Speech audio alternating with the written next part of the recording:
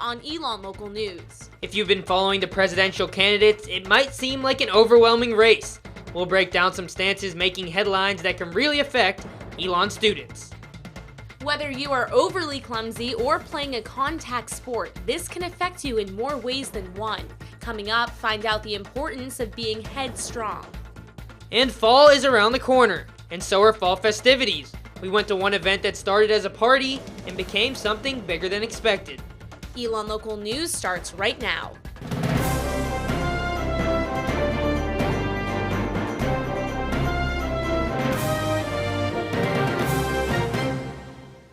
Good evening, everyone, and welcome to Elon Local News. I'm Sky Cowens. And I'm Rajat Agarwal. Tonight we begin with a story that's being discussed all across the country.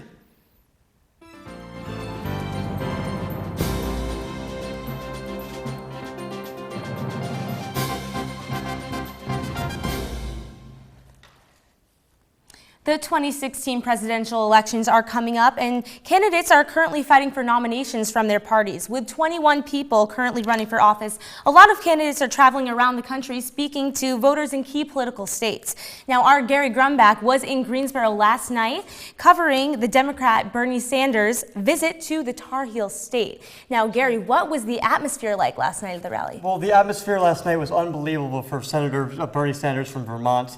There were more than 9,000 people there. I would say more than 8,000 were young people. That's really his base. That's where he is getting the most traction there. And they were very excited. Some of the biggest cheers of the night were for some of his comments on wage and on college affordability. And Gary, you mentioned a lot of young people. Yeah. Did you happen to see any Elon students in the crowd? And what specific point do you think fired them up the most? Well, there were a lot of Elon students in the crowd, actually. I saw 5 or 6. And one of the biggest points was wage. Bernie Sanders wants to increase minimum wage to $15 an hour because he said a 40-hour work week, people should not be living in poverty with that. Thanks so much, Gary. We're going to take a look at his experience last night. How you feeling the burn? Bernie Sanders spoke to a packed Greensboro Coliseum complex Sunday night on issues of wage. Wages in America are just too damn low. College affordability. I mean, it doesn't take a genius to figure out that from a human point of view or an economic or a financial point of view, investing in education and jobs makes a lot more sense than investing in jails and incarceration. And a few jabs at the GOP. She is going to have to separate herself from that brand new baby in 1 week or 2 weeks because she has to go back to work to earn enough money to sustain her family. That is not a family value. Sanders says he wants students to be able to get an education regardless of the income of their families. This issue of income inequality will no longer be swept under the rug. Together, we are going to deal with it. A number of Elon students attended the rally, including junior Rebecca Richin. She thinks it's the idea of college affordability that sets Sanders apart. He really represents the people and not the top 1%. So as a college student, obviously free education, I think that's like a really valid issue, and he is a big proponent of that. Richin says she believes Sanders really connects with first-time voters. I think he also is standing for issues that young people stand for, like education and gender equality. That's a young people's issue for the most part. And connecting with voters, one hashtag at a time. In downtown Greensboro, Gary Grumbach, Elon Local News. Sanders has a busy schedule this week. He is traveling to Northern Virginia tonight to speak at another rally. Bernie Sanders' stance on wages has the potential to affect a lot of voters. But that's just one candidate on one side of the party. Our Connor Del Pree looked into another issue making headlines this election. And it's something Elon students may want to pay close attention to. Connor. Thanks, Sky. With the presidential primary elections nearly 4 months away, candidates are laying out their platforms for many issues, including one that some Elon students will soon be dealing with, student loans. Hillary Clinton, the frontrunner for the Democrats, has expressed her displeasure with colleges making profit off student loans. If elected president, Clinton aims to release the new college compact. This would cost $350 billion over 10 years, but would get rid of some of the financial burdens that students face when borrowing money for tuition.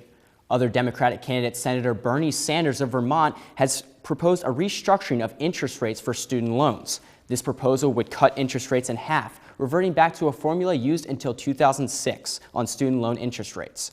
Sanders would also allow students to refinance their loans, meaning that they can exchange their old rates to a newer, lower rate using the current United States interest rates.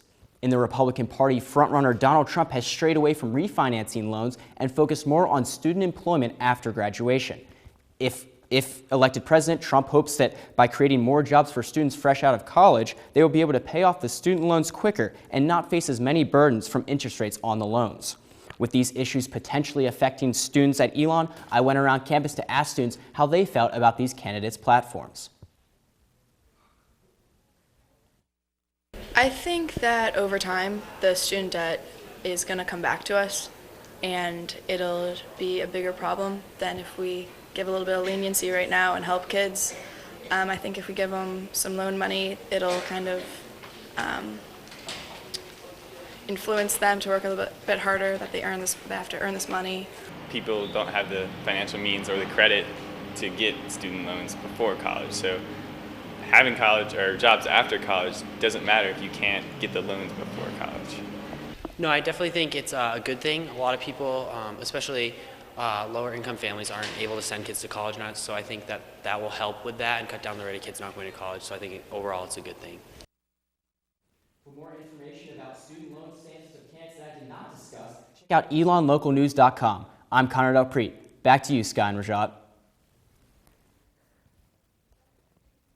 Thank you, Connor. If you want to learn more about the policies of the presidential candidates, you can catch the second Republican debate Wednesday night at 8 p.m. on CNN. This is the first main stage debate that will feature Carly Fiorina, the only woman in the Republican race, and the first debate without former Texas Governor Rick Perry, who dropped out over the weekend. If you don't have a place to watch the debate, the Student Government Association is having a watch party in upstairs Lakeside at 7:30. Elon Local News is following a story about schools in Alamance County who are not receiving necessary funding to support themselves. Some schools are now looking for different methods to raise money. Teachers at Harvey R. Newland Elementary School in Burlington are using DonateChoose.org to help pay for classroom materials. Donors Choose allow private donors to fund projects for classroom materials. In Burlington, they are looking to raise nearly $1,500, so they're looking for support from the community. This would cover everything from books, pencils, classroom supplies, to headphones, anything you need in the classroom. And if you want to donate, you can go to DonorsChoose.org and look up Harvey R. Newland Elementary School. Elon is on the verge of losing one of its local businesses. The Liz and Ed mini market on Haggard Avenue, located by Phoenix Arms Apartments, is up for sale. When the store will close for good is unclear at this moment, but the owners plan on keeping it open on weekends for the next few weeks. We were not able to get a statement from the owner as to why it is closing, but we will keep you updated as the story develops. And driving out of Elon, you might have noticed construction is starting on South Williamson. The town of Elon is putting sidewalks along the street. The path will start at Ballpark Avenue, where you would turn for Mill Point Apartments, and extends to Sunset Drive. No word yet on when the sidewalks will be finished, but watch out for construction flags and cones on the sides of the road. And driving out of Elon, you might have noticed construction is starting on South Williamson. The town of Elon is putting in sidewalks along the street. The path will start at Ballpark Avenue, where you would turn for Mill Point Apartments, and extends to Sunset Drive. No word yet on when the sidewalks will be finished, but watch out for construction flags and cones on the side of the roads. We all know it's a pain that when your head is injured. Coming up after the break, we will tell you what happens when it becomes more than just a headache.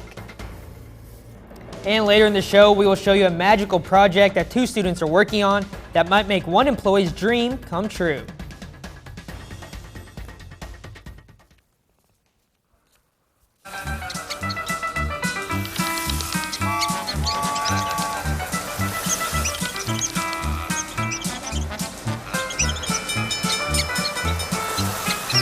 Kids will spend 15 minutes watching online videos like this one. Brushing for 2 minutes now can save your child from severe tooth pain later. 2 2 minutes twice a day. They have the time. I don't know what's happening. Start a new chat. What did I do? Okay. Wow. That is so weird. Hey! Hi! Oh my gosh. Hi! God, I don't even know what to say right now. I'm so nervous. Gia, you're so big. Come closer to the camera. Wait, now you're in my face. That was so good.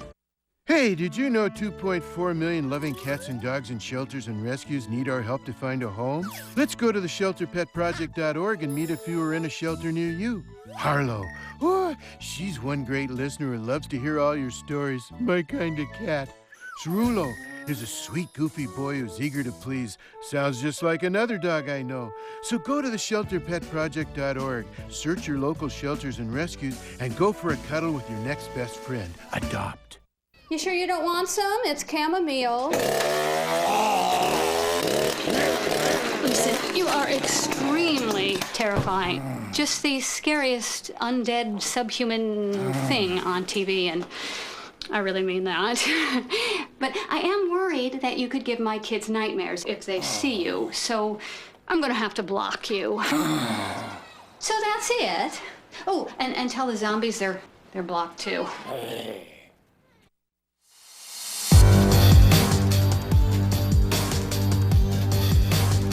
Fall sports have started, but some athletes might find themselves becoming a spectator rather than a player. Our Michelle Alfini is live in the studio to tell us about an injury that can happen to anyone, but that is most susceptible to athletes. Michelle?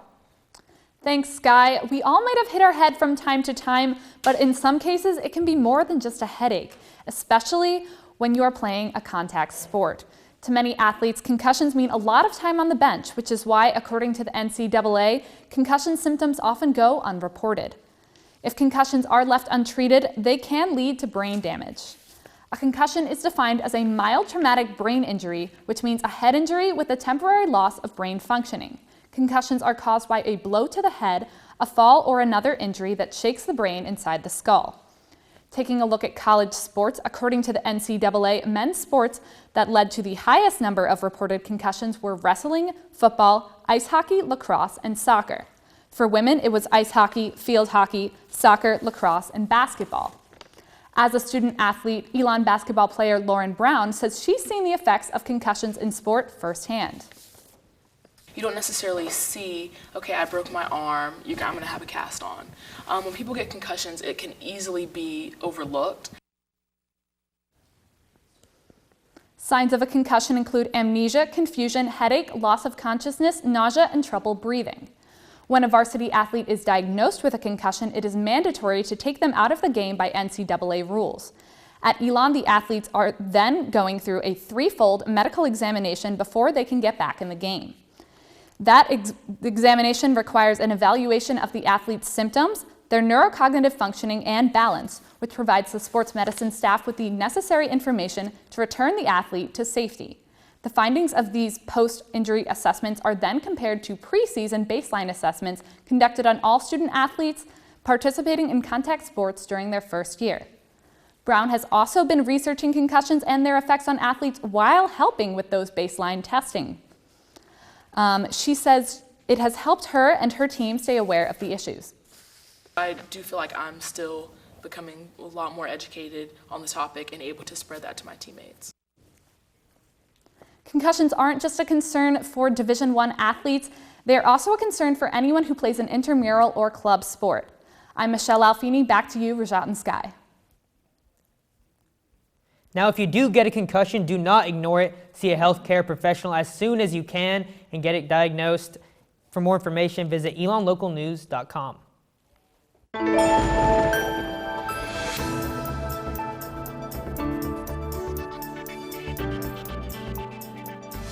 Now, Rashad, I don't know about you, but this is the first time that I was able to wear jeans and a sweater all semester. I was wearing a jacket. It was cold Finally, outside. The humidity is cooling off a little bit. It's awesome. I prefer the warm weather, but Really? it was definitely chilly this morning. Yeah. We have our Ashley Bully downtown to tell us whether or not we need to pull out our sweaters yet. Ashley, what's the weather like?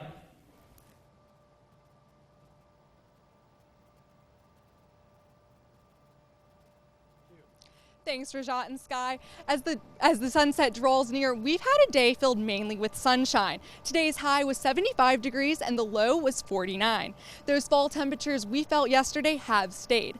Let's take a look at our Phoenix 5-day forecast.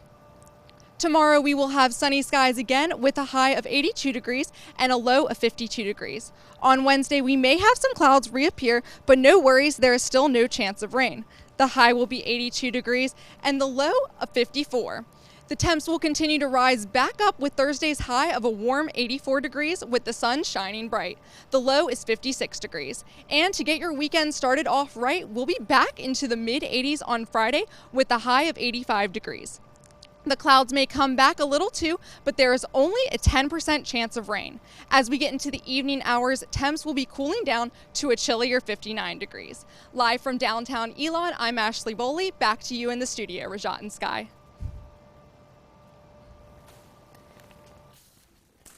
Thanks so much, Ashley. A Cinderella story here on Elon's campus. Find out how 2 students might make one employee's dream come true. Teens, stay tuned for an inside look after the break.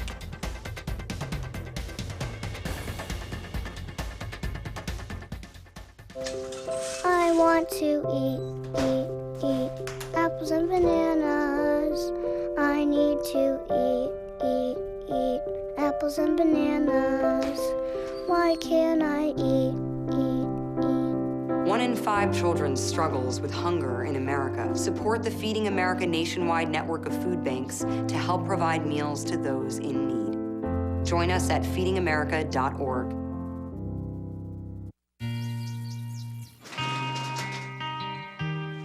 I've got a job to do today. I've got a job to do today.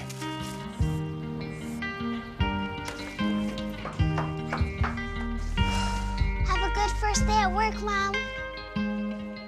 Your donations to Goodwill fund job training programs right in your community. Feels good to start fresh, right? Sure does. And like that, you're a job creator.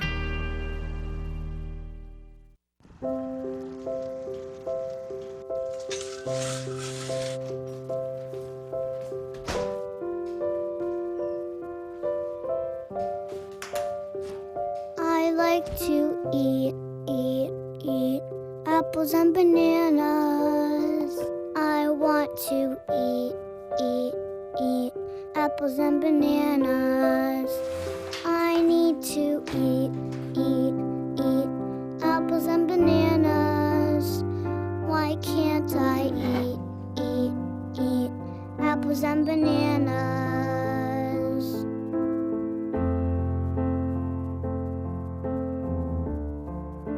1 in 5 children struggles with hunger in America.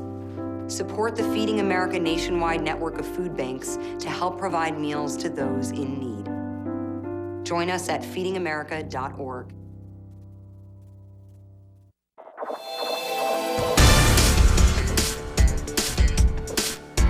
Service clubs aren't hard to find around Elon's campus, but this older club with a new twist is making helping others just one part of the experience. Rotaract Club is an organization where you do service that you are passionate about, and instead of just volunteering, you are connecting through the Student Professional Development Center and leading the project to help make more of a difference.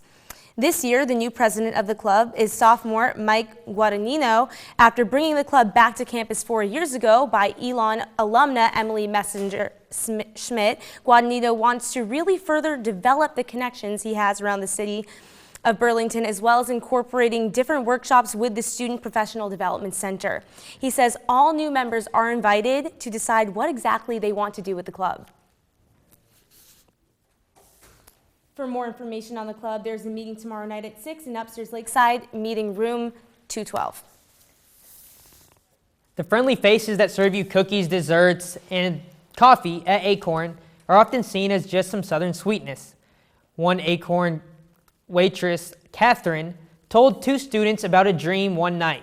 The 2 students decided to do something about it and are trying to send her to Disney World. The 2 girls saw the passion and heart Catherine put into each shift, even when they lasted until 2 a.m., and decided they needed the help. They started a GoFundMe page for Catherine in hopes of raising $6,500. it would take to send her and her family to Disney World. Lucy and Taylor, the two girls behind the magic, hope to reach their goal in the next month. We're trying to keep it a secret, so because we wanted to really hit home to her how much we care about her and how happy we want to make her. We do want to get as many community members involved in delivering it to Acorn.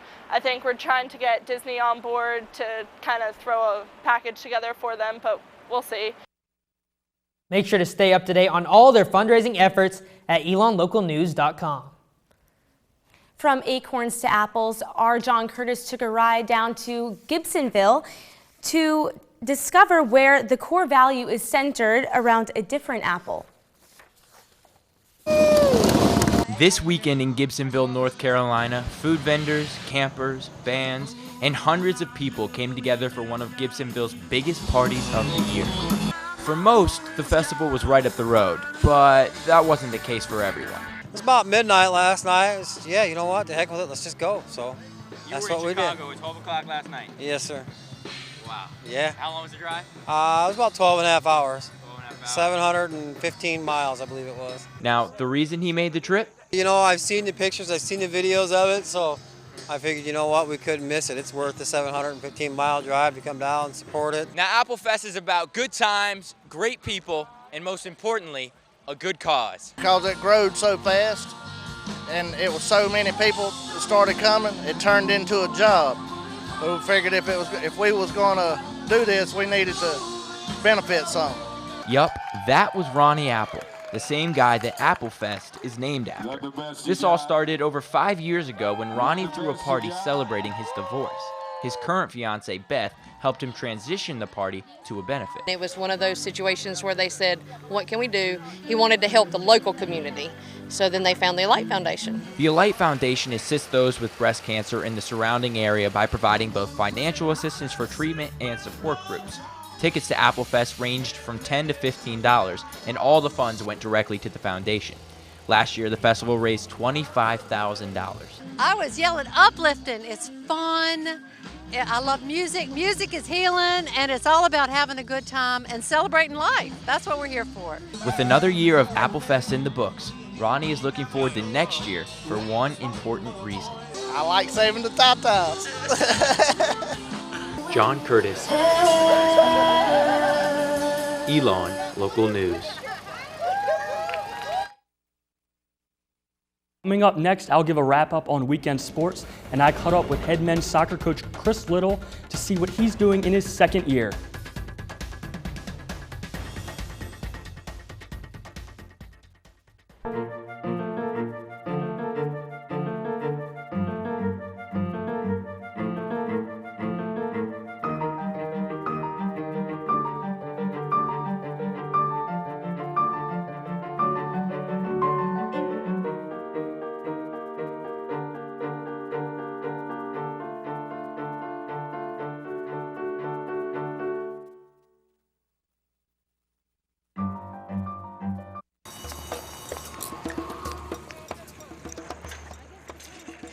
I will not be news today.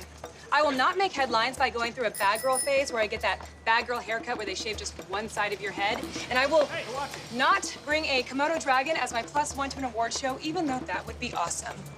I'm Olivia Munn, and I will not be trending today because there's a much bigger story that needs to be heard.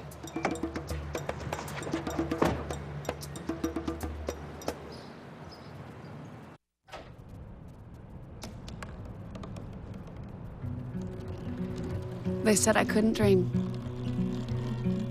Called me a piece of trash and swore that's all I'd ever be.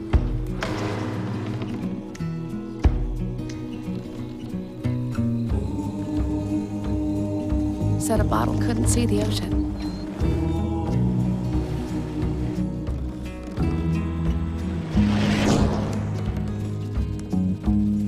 Give up.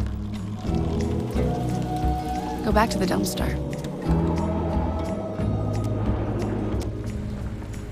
But I didn't listen.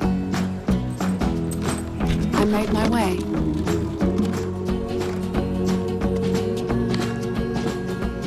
And now, I am what I've always wanted to be.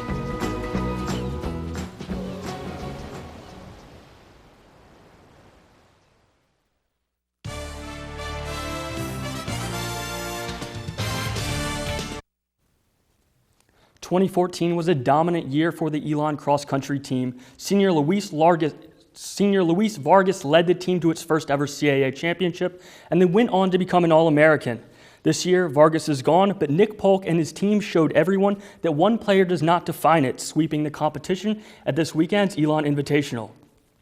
Rain in the forecast didn't put a damper on the Phoenix spirits. The women kicked things off in the 5K run. Senior Elise Beirut finished atop the women's division with a time of 18 minutes 13 seconds. Sophomore Bridget Brennan was the next runner to cross the line for Elon 45 seconds later. On the men's side, sophomore Sam Gaya finished runner-up in the 8K run with a time of 26 minutes 8 seconds, while rookie Nick Siokowski placed third with a time of 26:10. Next up, the Phoenix heads to Cary, North Carolina to compete in the Adidas Cross Country Challenge on September 18th. But for now, Gaya says they'll enjoy this overall team victory. Following their 4-0 win over Davidson on Saturday, the Elon men's soccer team is off to a historic start. I caught up with head coach Chris Little to see what's working for his team. When he was named Elon head men's soccer coach in April 2014, Chris Little was tasked with replacing Darren Powell, who coached Elon to the most wins in program history, and helping the Phoenix make a successful transition into the Colonial Athletic Association. In his first season at the helm, Little's team was mostly successful, finishing near the top of the CAA table. But the Phoenix struggled near the end, falling in the quarterfinals of the conference tournament after winning the Southern Conference tournament the last 3 years straight. We went through a period where at times the SoCon was a little top-heavy, where we were kind of dominating things, and this isn't the case in this league. It's very, very tight, but it's been good too. I think that we learned a lot from not winning the championship last year. That lesson, which Little says is character and hard work, has been well received by the Phoenix. I think they really committed themselves over the summer to what we were doing, and they came back super fit, and then they've worked really, really hard for us in preseason. Elon has reeled off on 5 straight victories to start the season, the first time in program history. And Little said having a year of CAA play under the team's belt has helped.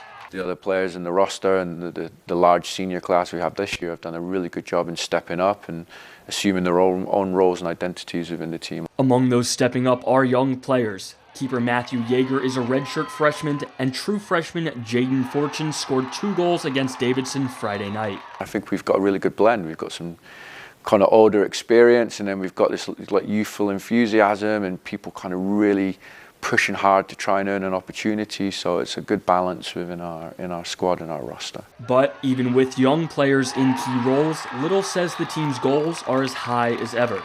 Andrew Feather, Elon Local News. The men's soccer team will be back in action tomorrow when they travel to Winston-Salem to take on 13th ranked Wake Forest. And following his 2 goals against Davidson, Elon freshman Jaden Fortune was named the Colonial Athletic Association Player of the Week. It was the first conference honor for the highly regarded rookie who played for former Phoenix coach Darren Powell on Orlando City's youth squad. And another Elon athlete received CAA honors for his performance over the weekend. Football player Corey Mitchell was named CAA Defensive Player of the Week for his performance in a triple overtime win over Gardner-Webb. Mitchell had a career-high 18 tackles and forced a fumble in a 21-13 win. That's all for sports this week, but check us out on Twitter and Facebook at ELN Sports. Andrew, the soccer game you mentioned Friday against Wake Forest, I believe that's the first time the team started 5-0 in a number of years. What atmosphere can we expect at Rudd Field? Well, it's not actually at Rudd Field. It is in Winston-Salem. Wake Forest has a very rabid fan base. Right now, the 13th ranked team in the country. They are also 5-0 at this time, so we should expect something exciting. Thank you so much, Andrew. That's it tonight for Elon Local News. You can find our stories online at elonlocalnews.com, and make sure to follow us on social media on Facebook and Twitter at elonlocalnews.com. From all of us here at ELN, have a great night, Elon.